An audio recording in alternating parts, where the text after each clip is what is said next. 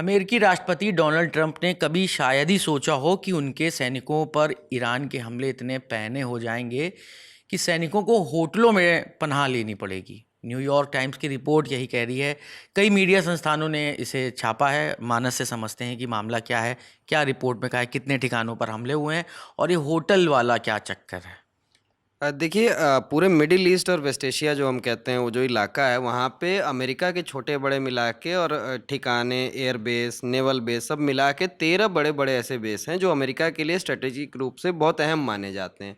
Iran ने इन पर इतना ज़बरदस्त हमला किया, चाहे वो ड्रोन से हो, चाहे बैलिस्टिक मिसाइल से हो, चाहे वो हाइपरसोनिक मिसाइल से हो, कि अब वहाँ रहने लायक नहीं बचा है। या तो वो पूरी तरह तबाह हो चुके हैं वो बेसेस, या तो अगर वो बचे भी हैं तो उनमें जान का खतरा लेके कोई रहना नहीं चाहता। अब यही वजह है कि अमेरिकी सैनिकों को इधर उधर शिफ्ट किया जा रहा है, अलग अलग जगहों पे भेजा जा रहा है, लेकिन उन बेसिस पे नहीं रहना चाह रहा, क्योंकि वो बेसिस लगातार ईरान जाने किस तरह से मॉनिटर कर रहा है, वो सैटेलाइट इमेजरी उसको मिल रही है या जो भी चीज़ें हैं, लेकिन वो लगातार उन पर नज़र बनाए हुए है और जैसे ही वहाँ कोई एक्टिविटी हो रही है ईरान तुरंत हमले कर रहा है और इनको रोकने का इनके पास कोई प्रभावी जरिया अब नहीं बचा। एयर डिफेंस इनके तबाह हो चुके हैं। इनका जो सबसे बड़ा रडार था उस एरिया में, कतर के अल उदैद एयर बेस पे, जो कतर का इनके सेंटकॉम का हेडक्वार्टर भी है कतर में, वहाँ पे सबसे बड़ा रडार था जो उस पूरे एरिया पे निगरानी रखता था। वो रडार तबाह कर दिया ईरान ने। मानस, जैसे पूरे मिडिल ईस्ट में जो अमेरिका के मिलिट्री बेसेस हैं वहाँ पर हमले हुए हैं, क्या कतर, बहरीन, कहाँ पर, किन जगहों पर ये मिलिट्री बेसेस पर हमले हुए हैं जो ईरान दावा कर रहा है, ऐसा कुछ पता चला है? देखिए, ईरान दावा तो कर ही रहा है, प्लस ये अब तो ओपन सोर्स में वेरीफाइड है चीज़ें कि इन अमेरिकी ठिकानों पे जो खासकर मिलिट्री ठिकाने हैं वहाँ हमले हो रहे हैं। इसमें 2 ठिकाने सबसे अहम हैं। एक कतर का अल उदैद एयरबेस, कतर में ही जो है अमेरिका की जो सेंट्रल कमांड है, सेंटकॉम, उसका हेडक्वार्टर है। और दूसरा है बहरीन में अमेरिकी नेवी की 5th फ्लीट, जो एक मतलब वो नेवल हेडक्वार्टर है उनका। उस पूरी एरिया में जितनी भी नेवल एक्टिविटी होती है अमेरिका की, जो अब्राहम लिंकन और जेराल्ड फोल्ड हम देखने घूम रहे हैं, सब वहीं से ऑपरेट हो रहे हैं, सब वहीं से कंट्रोल हो रहे हैं। उसके अलावा जो लैंड फोर्सेज हैं, जो भी तमाम डिसीजन लिए जाते हैं वो सेंट्रल कमांड से लिए जाते हैं। ये 2 तो सबसे अहम बेस हैं। इसके अलावा सऊदी का प्रिंस सुल्तान एयर बेस है, जाबेल अली पोर्ट फैसिलिटी है। मतलब नेवल फैसिलिटी से लेके एयर बेसेस, जो ये 2 मतलब मेन चीज़ें होती हैं किसी भी मिलिट्री में, दोनों को निशाना बनाया ईरान ने। और इस तरीके से निशाना बनाया कि आप समझिए कि 2 चीज़ें होती हैं। एक तो सिपाही जहाँ रहते हैं, बैरक्स होती हैं आपकी, तमाम चीज़ें होती हैं। एक होते हैं आपके डिटेक्शन सिस्टम, रडार होते हैं आपके पास, ताकि आप कोई भी हमला हो तो आप पता कर सकें।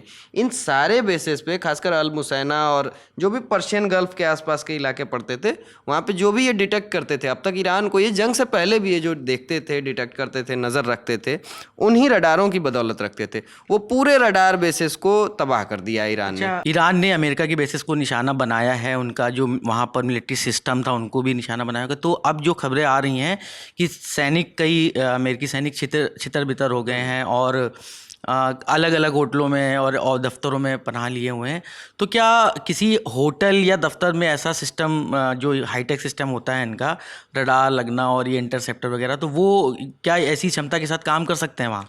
देखिए, जो भी सोफिस्टिकेटेड रडार्स होते हैं, खासकर मिलिट्री के रडार सिविलियन रडार से काफ़ी अलग होते हैं। बहुत बड़े होते हैं, बहुत कॉम्प्लेक्स सिस्टम होते हैं, और ऐसा नहीं कि उनको एक कमरे में फिट किया जा सके जैसे होटल में। मिलिट्री बेसिस आप देखेंगे बहुत बड़े बड़े एरियाज़ में फैले होते हैं। पहली बात, वो इतने सिक्योर होते हैं, उनकी सीक्रेसी, मिलिट्री की सबसे खास बात क्या है, उसकी सीक्रेसी। अगर आपको पता है कि यहाँ मिलिट्री का रडार लगा है तो फिर वो कोई मतलब नहीं रह गया ना उसका, क्योंकि उसकी सीक्रेसी ख़त्म हो गई। जब तक वो गुप्त नहीं रहेगा तब तक वो मिलिट्री का रडार किसी काम का नहीं है। अगर किसी दुश्मन को पता है कि फलां क्षेत्र में रडार लगा हुआ है तो अपने उस रास्ते से वो अपने ड्रोन भेजेगा ही नहीं, वो किसी और रास्ते से भेजेगा। यानी कि तगड़ा नुकसान हुआ है अमेरिकी सैनिकों को वहाँ पर। तो अब सवाल ये है कि अब जो अमेरिका के रक्षा सचिव हैं वो तो ये कुछ अलग दावे कर रहे हैं कि उन्होंने कह रहे हैं कि 7,000 से ज़्यादा ठिकाने, और ये क्या मामला है, उन्होंने क्या दावा किया है? देखिए, उनका दावा ये गलत नहीं है कि उन्होंने कई ठिकानों पे हमला किया है ईरान के। जो बात सही है कि लगातार एयर स्ट्राइक्स कर रहे हैं अमेरिका और इजराइल मिलके। लेकिन जो प्रेसिडेंट ट्रंप और उनके जो 4-5 लोग हैं, पीट हेग्सेथ हैं, मार्को रूबियो हैं, जेरेड कुशनर हैं, स्टीव विटकॉफ, ये जो 4-5 लोग हैं उनके आसपास, ये कुछ अलग भ्रम में जी रहे हैं। इनको अभी भी ये समझ नहीं आ रहा है कि जो मिडिल ईस्ट में हमारी जो धाक थी, एक यूएस मिलिट्री माइट, एक जो शब्द वो इस्तेमाल करते थे, जो हमारी धाक थी वो ख़त्म हो चुकी है। पूरी दुनिया अब ये देख रही है, इवन यूरोप तक देख रहा है कि आप कुछ नहीं बचा। आप 7,000 ठिकानों पे हमला कर चुके हैं आप, लेकिन आपका क्या हुआ? 7,000 ही कहा है उन्होंने। 7,000 उन्होंने ये एकदम नंबर दिया है कि अब इतना एग्जैक्ट नंबर वो शायद डिफेंस सेक्रेटरी हैं तो होगा उनके पास। ये आप ये समझिए कि आप दुनिया की सुपर पावर हैं, आपके पास मतलब क्या नहीं है आपके पास? न्यूक्लियर पावर्ड एयरक्राफ्ट कैरियर सब, और सब कुछ लगा दिया आपने।